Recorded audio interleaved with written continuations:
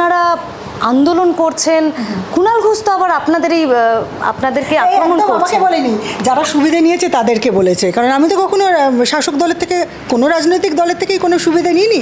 উনি বলেছেন সুবিধাবাদীর দল, তো যারা সুবিধা নিয়েছে তাদের গায়ে লাগছে। আমার তো মানে এই ব্যাপারটা আমার পুরো আউট অফ সিলেবাস, তাই আমি বাইরে থেকে ওই হয় না বক্সিং রিংয়ের মধ্যে সবাই মারামারি করে দর্শক বাইরে থেকে দেখে, আমি নির্বিকারভাবে চশমা টশমা পরে বাইরে থেকে দেখছি।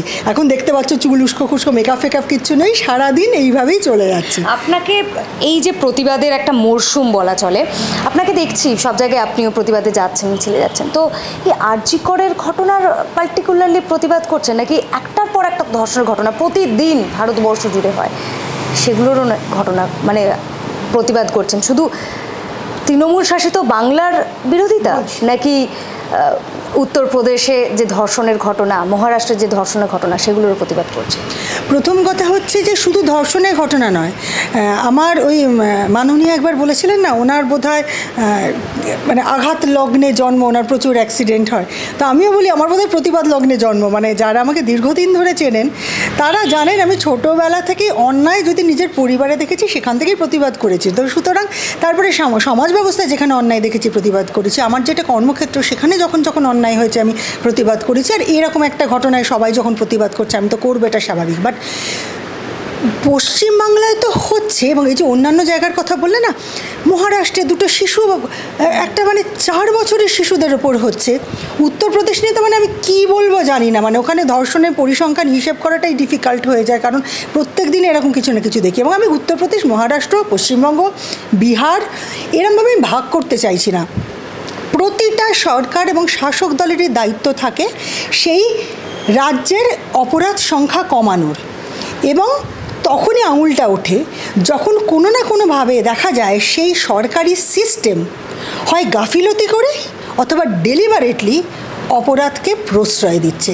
আন্দোলনটা সেখান থেকে শুরু হয়। এই যে নবান্ন অভিযান, মুখ্যমন্ত্রীর পদত্যাগের দাবি, এগুলোকে আপনি সমর্থন করছেন? প্রথমত হচ্ছে নবান্ন অভিযান, হ্যাঁ মানে এটা তো আমাদের গণতান্ত্রিক অধিকার যে আমরা সবাই সমবেতভাবে আমাদের বিক্ষোভ জানাবো।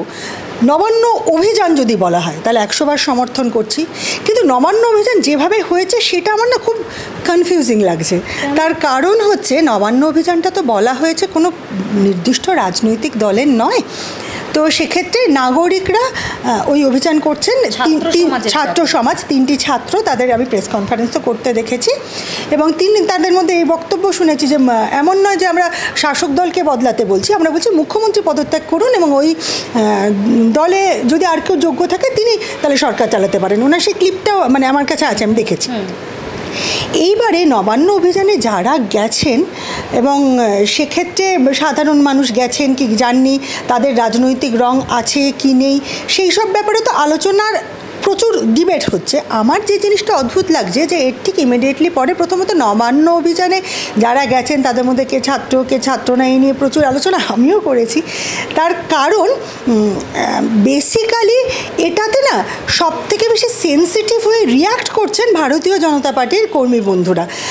তাদের হয়তো নবান্ন অভিযানটা পার্টিকুলারলি এই আন্দোলনের পক্ষে একটা সমর্থন আছে, কারণ বাকি মিছিল যেগুলো হচ্ছে সেগুলোতে তারা এতটা সেন্সিটিভলি রিয়াক্ট করতে দেখিনি। যেমন তার অব্যবহিত পরে বিরোধী নেতা শুভেন্দু অধিকারী বন্ধ ডাকলেন, এবং একটা বন্ধটাও সুকান্ত মজুমদার বন্ধ ডাকলেন, এবং শুভেন্দু অধিকারী আসলে হুঁশিয়ারিটা উনি সারাক্ষণই পর্দায় দেন বলে, কিন্তু হ্যাঁ ডেফিনেটলি সভাপতি হিসেবে সুকান্ত মজুমদার ডাকলেন, এবং সেটার পরে আমরা দেখছি যে এর সাথে সাথে একটা লম্বা কর্মসূচি, যে একদিনে, এটা শুভেন্দু অধিকারী বলেছেন 3 জায়গাতে অ্যাটাক করা হবে, নবান্ন হবে, লালবাজার হবে, কালীঘাট হবে।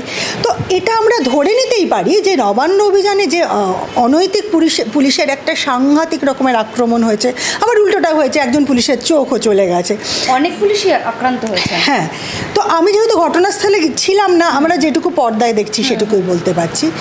এবার সেইখানে দাঁড়িয়ে ওনারা এটাতে মারাত্মক রকমের প্রতিবাদ করেছেন, তাহলে কি ধরে নিতে হয় নবান্ন অভিযানে এই আক্রমণটাই ওদের আপত্তি আছে?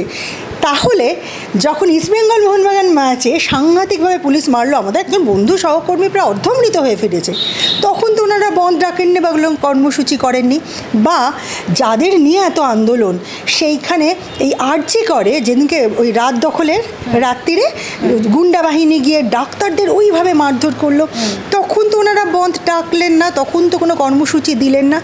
তাহলে এটা কি আমরা ধরে নিতে পারি যে ভারতীয় জনতা পার্টির মানুষ মিছিল, এটা মানুষ কন্যা মানুষ পুত্র যেরকম হয়, সেক্ষেত্রে ভারতীয় জনতা পার্টি একজন রাজনৈতিক দল হিসেবে 100 বার মিছিল করতে পারেন, 100 বার অভিযান করতে পারেন।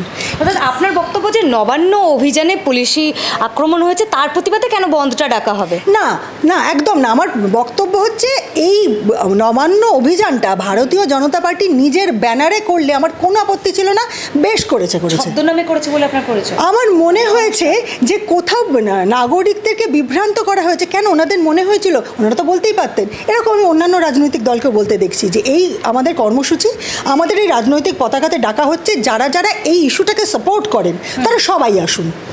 তো সেই ক্ষেত্রে ওনারা বলতে পারতেন এটা এবিভিপির ডাকা বা আমাদের আরএসএসের ডাকা, সেই আমরা এটা কর্মসূচি করছি, যারা বিশ্বাস করেন, যারা সাপোর্ট করেন সবাই আসুন, যে কোনো নাগরিক সেখানে যেতে পারে 100 বার। কিন্তু ওনাদের কি মনে হলো ওনাদের পতাকার নামে ডাকলে নাগরিকরা ভরসা করে ওই মিছিলে যাবেন না? মানে আমি খুব কনফিউজড, আমি ঠিক বুঝতে পারিনি। রূপা ম্যাডাম, একটা বিষয়, আপনি নিজেও বিধানসভা নির্বাচনের আগে বিজেপিতে জয়েন করেছিলেন। আজকে আপনার কথায় কোথাও কি আমি বিজেপির বিরুদ্ধে প্রতিবাদের সুর শুনছি। আমি তো ভাবলাম আপনি এত প্রতিবাদ করছেন, হয়তো আবার হয়তো বিজেপিতে ফেরার কথা ভাবছেন বা কিছু। তাহলে কি এই প্রতিবাদগুলো কি কোনো রাজনৈতিক অ্যাঙ্গেল থেকে নয়? এই আরজি করের ঘটনার পর প্রচুর প্রতিবাদ তো আপনাকে করতে দেখা যাচ্ছে। 3টে উত্তর আছে, তুমি 3টে প্রশ্ন করে ফেলেছো এর মধ্যে। প্রথম কথা হচ্ছে যে আমি বিধানসভা নির্বাচনের আগে যাইনি, আমি লোকসভা নির্বাচনের পরে গেছিলাম, এবং তারপরে বিধানসভা নির্বাচনের ফল বেরোনোর পরেও আমি দলটা করেছি এবং খুব হ্যাপিলি করেছি। কারণ আমার মনে হয়েছে যে একটা দলে তো হ্যাঁ হার জিত তো হবেই, ডেফিনেটলি আগামীবার ভুলগুলো শুধরোবো। বাট তারপরে কেন ওই দলটাতে আমি নিজেকে গুটিয়ে নিয়েছি বা ছেড়ে দিয়েছি, সেটা নিয়ে আমি প্রচুর বার মিডিয়াতে বলেছি। তুমি যদি বলো একটা কথা, আমার ওই দল করতে গিয়ে আমার ব্যক্তিগত অভিজ্ঞতা হয়েছে ওই দলের সম্মান নেই, অভিনেত্রীদের সম্মান নেই, একথা আমি বলতে পারবো না, কারণ আমার আগে লকেট চ্যাটার্জি রয়েছেন। আমি এটুকু বলতে পারি ও যারা ওই দলে রয়েছেন, তারা যেসব মহিলারা রয়েছেন তারা কিভাবে সম্মান নিয়ে রয়েছেন সেটা তাদের মুনশিয়ানা। মহিলাদের সম্মান নেই নাকি কারোরই সম্মান করা হয় না? আমার মনে হয়েছে ওই দল কোথাও মহিলাদের ব্যাপারে প্রাপ্য সম্মান কতটা দিতে পারেন, আমার ব্যক্তিগত অভিজ্ঞতা, আমি আবারও বলছি আমার ব্যক্তিগত অভিজ্ঞতায় কিন্তু সেটাতে আমি 100% সন্দিহান। এবং আমি সারা জীবন লড়াইটা করেছি একটা আত্মসম্মানের লড়াই, এবং মেয়েরা সব জায়গাতে সমান এটা ভাবার। সেক্ষেত্রে আমি বলতে পারি একজন তাহলে বিজেপি নেতা বলুন না যে আমার মেয়ে, আমার স্ত্রী বা আমার বউ রিক্লেম দ্য নাইটের মতন শুধু কর্মের জন্য নয়, তার ইচ্ছে করলে সারা রাত্রি সে তার বান্ধবীদের সঙ্গে খাওয়া দাওয়া করবে, সিনেমা দেখবে, নাইট আউট করবে, পার্টি করবে, কিচ্ছু আসে যায় না। তার এটা গণতান্ত্রিক অধিকার, রাষ্ট্র একে সুরক্ষা দিতে বাধ্য।